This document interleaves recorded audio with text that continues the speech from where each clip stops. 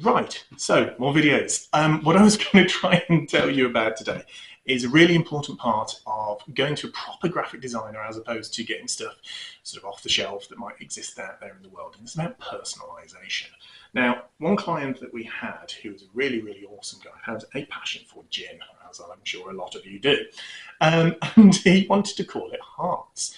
And the reason for that is he'd had a lot of heartbreak, he'd had a lot of love in his life, and he thought it'd be a lovely way of doing it. But as one of the only people in Staffordshire that made this, we personalised it to be a Staffordshire knot that made the heart shape. And it looked really, really cool. And we added some details down here to show that they were small batch, that had been signed off by a human.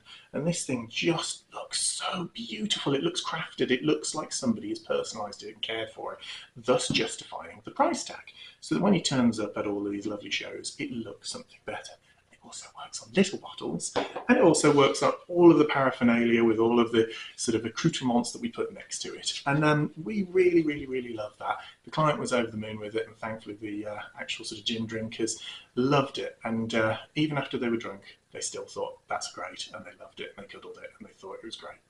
And yeah, if you want anything that's a little bit more personalised, that might speak a bit more about what you're about, what your product's about, that might sort of target it a little bit better to your actual end user, end customer, give us a bell and we can help you with that one. Thank you.